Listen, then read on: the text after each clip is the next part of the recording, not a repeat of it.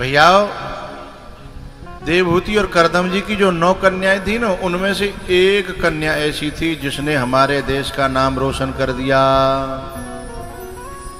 हमारे देश का नाम रोशन कर दिया, अपने खानदान का नाम रोशन कर दिया। ऐसी तपस्या करी कि केवल हिंदुस्तान में नहीं या धरती के देशों में नहीं, ऊपर तक भी और नीचे तक भी, जिनका नाम था अनुसुईया। कोई ऐसा है जो न जानता हो? सब जानते हैं ना, क्योंकि उन्होंने जो है अपने तप की खुशबू से तीनों देवियों के नाक में दम कर दी। लक्ष्मी जी, रुद्राणी, ब्रह्माणी, और ईर्षा के मारे तीनों देवों को भेजती हैं कि जाकर के उसका कुछ थोड़ा सा डाउन करो, मतलब बढ़े तो सही, हम मना नहीं करें, लेकिन हमसे भी ऊपर न बढ़े। ये ईर्षा की वृत्ति है? अच्छा, ईर्षा की वृत्ति है तो किसी को डाउन क्यों करना? अरे तुम भी कोशिश करो, तुम और बढ़ो, मिलकर के तप करो, तो जम का बुराई है। लेकिन ईर्षा की वृत्ति बढ़ना तो जानती नहीं है, दूसरे को गिराने की कोशिश करती है। और जो दूसरे को गिराने की कोशिश करते हैं उनका क्या हाल होता है मैं अभी आगे बताऊंगा। तीनों देव भिक्षुक बनकर के जब गए, अनुसुईया के यहां जाकर के कहा भिक्षाम देही, और जब भिक्षा मांगने के लिए रूप बदल करके खड़े हैं तो अनुसुईया जी आकर के देखती हैं, बोले मैं क्या सेवा कर सकती हूँ आपकी, बताओ क्या देना भिक्षा में? बोले भिक्षा में कुछ भी देना, लेकिन एक प्रार्थना है, तुम्हें निर्वस्त्र होकर के देना है। बोले हाँ, कोई परेशानी नहीं है। अनुसुईया मैया ने हाथ में जल लिया और कहा आज तक मैंने किसी में दोष न देखा हो, किसी में बुराई न देखी हो, तो ये तीनों देव जो है भिक्षुक जो है बालक बन जाएं। और जैसे ही जल छिड़का सो तीनों जो है नंग धड़ंगे बालक बन गए। आए थे नंगा करने, है जो तो कू काटे बवे तू बवे बाकू फूल, तो कू फूल के फूल है बाकू वे तिरसूल। जो किसी को नंगा करना चाहता है उसको नंगा करे, वो नंगा होगा कि नहीं होगा ये जरूरी नहीं है, लेकिन जो करने की भावना रख रहा है दूसरे को, उसको नंगा होना पड़ेगा। अब तीनों जो है वाह वाह करके रो रहे हैं। कई दिन हो गए लक्ष्मी जी परेशान है कि पता ना है बे गए हते, हमारे यहाँ माता नाम नहीं लेती हैं तब तक यूँ कहते बे गए, बे आए, जे यहाँ कह रहे, जे यूँ कह रहे हैं। अब जो समझदार है वो समझ लेगा जी कौन ते कह रही हैं, जो बैस हुई है ना समझ वो कहो जी अरे कौन बे, कौन जे हैं। तो नारद जी से पूछिए कि हमारी बे चले गए, बे लौटे ना आए। नारद जी बोले गए क्या भेजे गए जबरदस्ती? बोले हाँ भेजे तो जबरदस्ती है। तो नारद जी ने कहा कि बे तो मर गए। अब बात बड़ी अटपटी लगी, क्योंकि लक्ष्मी जी जानती हैं जीते को सके अजय रघुराई, जीते को सके उन्हें कौन मार सकता है? बोले ये बात सही है, उन्हें कोई मार नहीं सकता, लेकिन आप ये जानती हो कि जब कोई व्यक्ति कुपंथ पे पांव रखता है, बुरे मार्ग पे पांव रखता है, तो क्या होता है? एमे कुपंथ पग देत खगेशा, रहे न तेज तन बुद्धि बल लेसा, रहे न तेज तन बुद्धि बल लेसा। बोले कुपंथ पे, कुमार्ग पे जब व्यक्ति पांव रखेगा तो उसके ये 2-3 चीजें खत्म हो जाती हैं, बुद्धि, बल और तेज। बोले उनमें भी नहीं रहा, आपने कुपंथ पे कुमार्ग पे भेजा था कि नहीं? बोले हाँ भेजा तो था।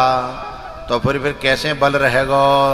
इसलिए उनमें बल नहीं रहा और वे मर गए। और जन्म ले लो, नेक नेक से बालक है कि खेल रहे हैं, नहीं मानो तुम्हें संग। और तीनों जनी ही बोली कि नहीं नहीं, नारद कभी झूठ, नारद का वचन कभी झूठ नहीं हो सकता। नारद शब्द का ग्रामीण भाषा में एक संत जो है अर्थ करते थे कि जहां की बात रद्द न हो ऐसे महापुरुष का नाम है नारद। नारद जिसकी बात कभी रद्द न हो, बोले ये झूठ नहीं बोलते। तो बोले अब कैसे बचेंगे, का बात हो, कैसे उपाय करो बाबा, कोई न कोई उपाय बताओ। नारद जी बोले एक उपाय है, माता अनुसुईया बड़ी दानी है, तुम भिखारी, जैसे तुम्हारे बे भिखारी बन के गए ऐसे ही भिखारी बन के जाओ, तो शायद वो दक्षिणा में दान में तुम्हें अच्छा। लक्ष्मी जी बोली हाँ मैं और भिखारिन। नारद जी बोले नहीं तो फिर अकेले करो खाओ। अब तुम्हें अहंकार भी सुरक्षित रखना है और बुरे मार्ग पे भी चलना है और जो है झुकना भी नहीं है, तो फिर अकेले करो खाओ। बोले नहीं नहीं वे हमें लौटाने तो पड़ेंगे। तो बोले कोई उपाय नहीं है, सीधे भिखारिन बन के जाओ। बोले काम तो बन जागो। बोले बन जागो। तीनों देवियां जब भिखारिन बन करके पहुंची हैं,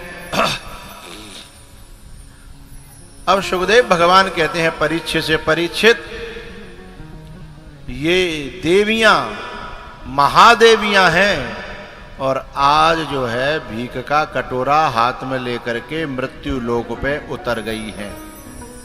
ये भीख का कटोरा किसने पहनाया, हाथ में दिया?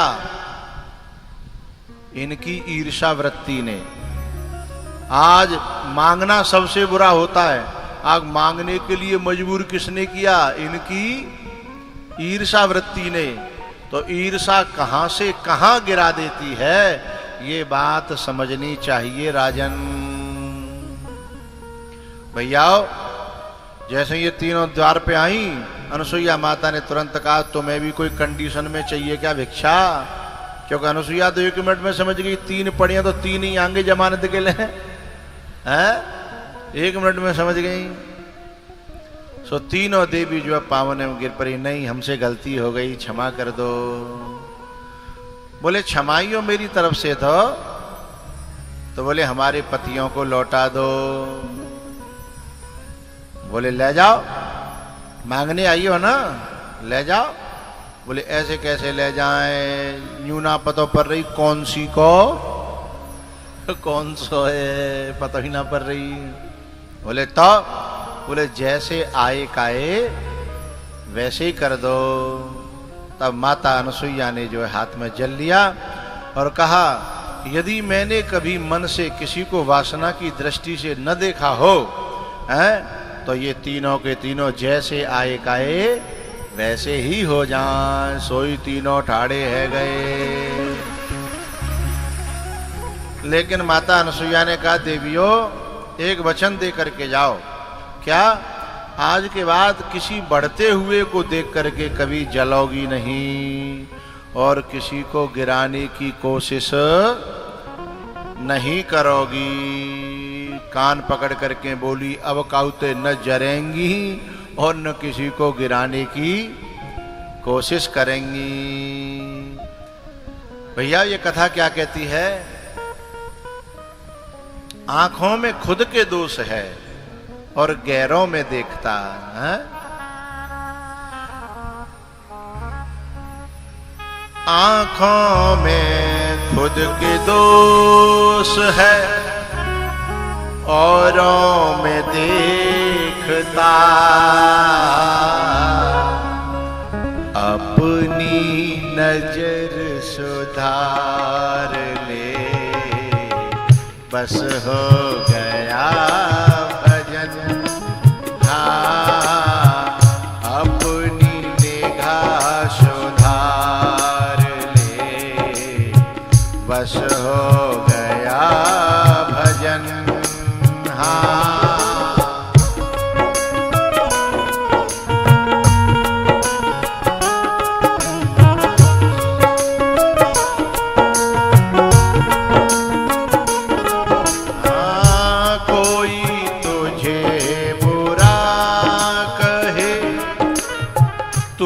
सबको कर क्षमा।